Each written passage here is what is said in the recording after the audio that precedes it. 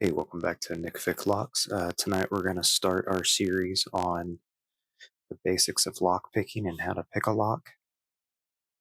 First thing we're going to talk about is what is inside the lock, what are the components of it. So on a lock, you have the body, keyway, and then this area up here is called the Bible. The driver pins, which are the top pins, get pushed up into the Bible, which allows the core to rotate freely, thus opening the lock.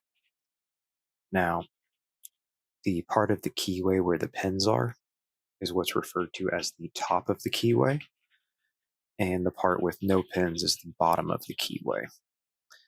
Mostly you hear this discussed in terms of tensioning, top of keyway versus bottom of keyway tensions. Now, inside the lock, that clamp down here, inside the lock, you have key pins, driver pins, and springs.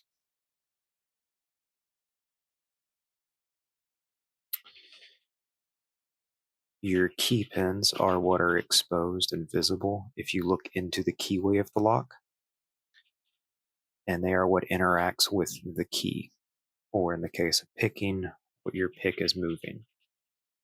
The driver pins sit on top of the key pins and are driven up into the Bible of the lock.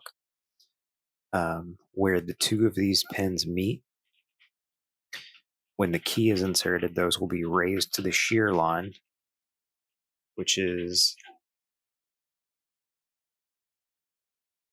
this area roughly inside of here, where the core and the Bible meet.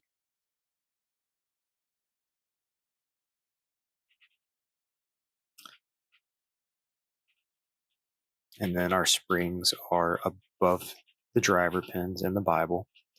And when the lock is at rest, the spring is pushing tension or force down on the driver pin, which is pushing on the key pin to keep them down. So when we push up, we're pushing against resistance on that spring.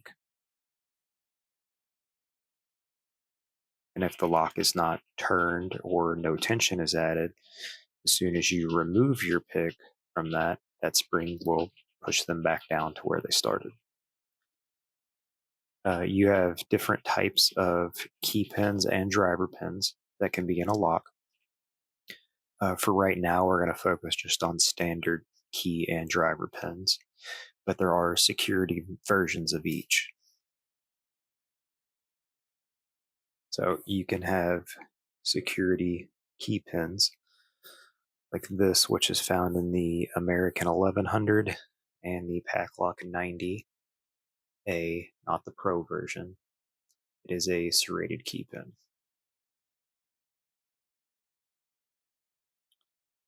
On driver pins, you can have spool pins, which are the most common. And we'll cover these later on, how to deal with them and how they interact with the lock. You can have serrated drivers, which are three different kinds of varying lengths and serrations.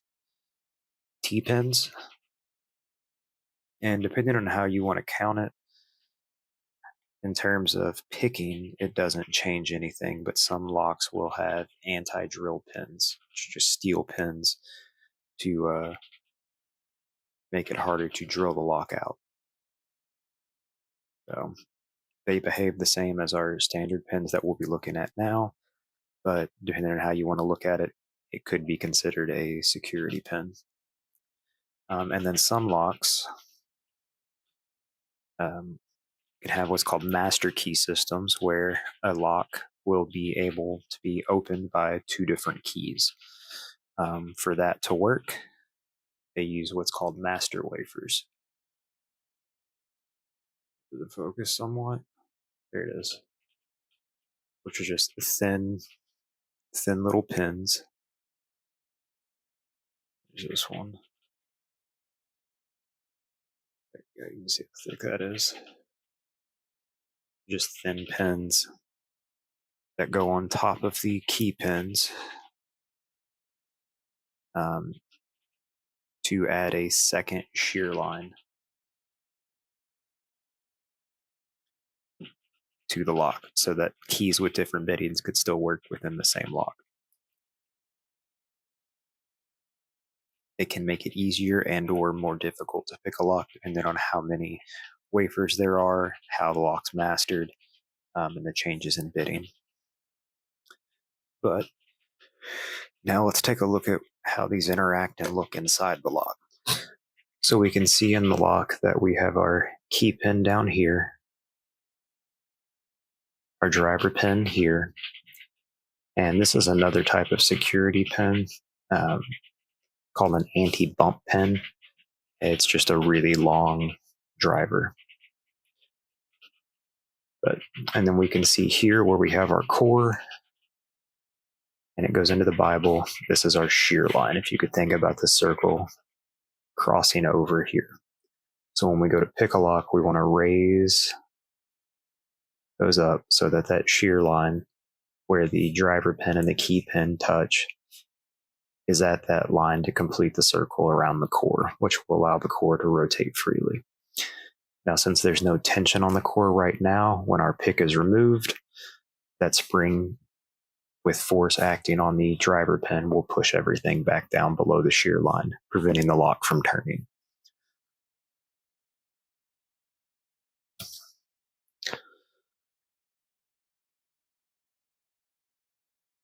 Now, when we apply tension to the core with a tension wrench, we have our pick come in.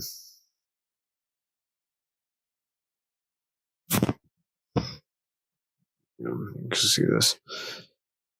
With tension on the core, when we push that up, we'll hear a click, which signifies that the driver pin is above the shear line and is caught on the lip of the core. It's a very small amount that it catches on, just because other pins prevent it from turning fully. But if we take our pick away, we can see that the key pin has fallen down and our driver pin has remained up above the shear line. And if we take our tension off of the core, that'll fall right back down. So the goal when we're picking is to go through and raise each of these up to the shear line.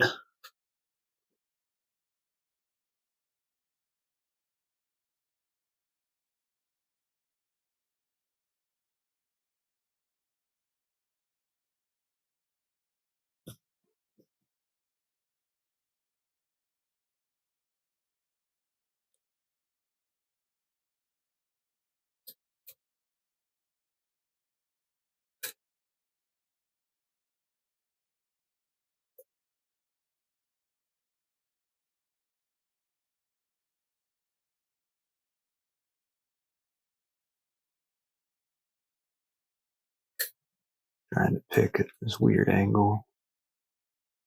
There we go. And we dropped that one. So we'll raise that back up.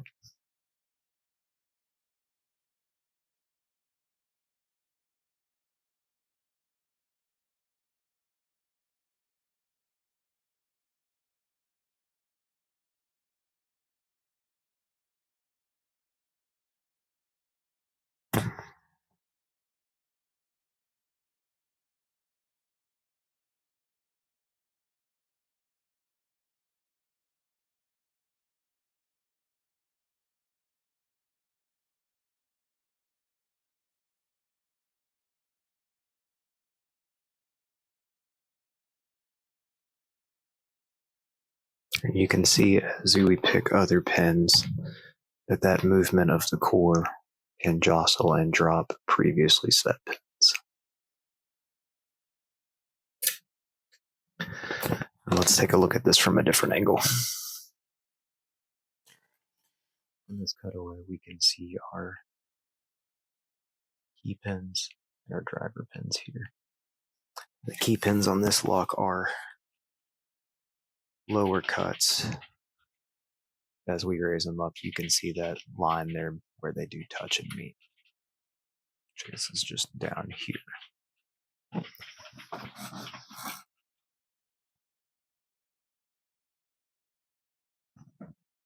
going to stay in focus here. So as we come in and we lift up that key pin,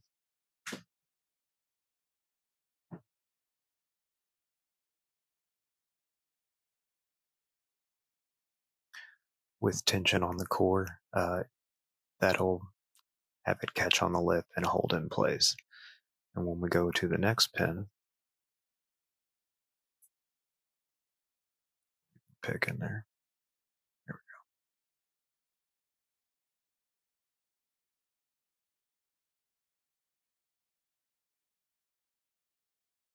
go. And we'll come back and we'll raise one back up again. And when they hit the shear line, the lock rotates.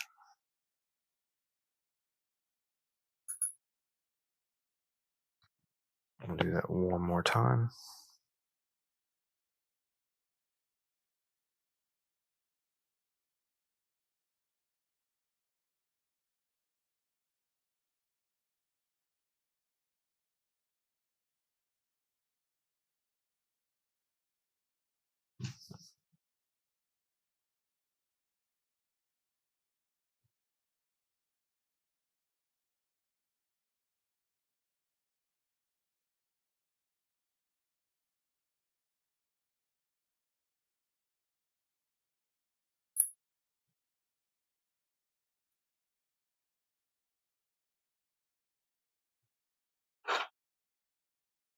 It's this key. And if we insert our key in, we can see that the cuts in the key raise everything exactly to the shear line. So when we're picking a lock, all we're doing is trying to mimic a key between our tension tool and our picks to get the pins up to the shear line and allow the core to rotate freely. I hope this was helpful in some way for you. Like I said, we'll be continuing this series. Let's zoom out. We'll be continuing the series, progressing through different types of keyways, pick selection, different biddings, as well as security pins as it progresses. So I guess like and subscribe, and we'll see you all next time.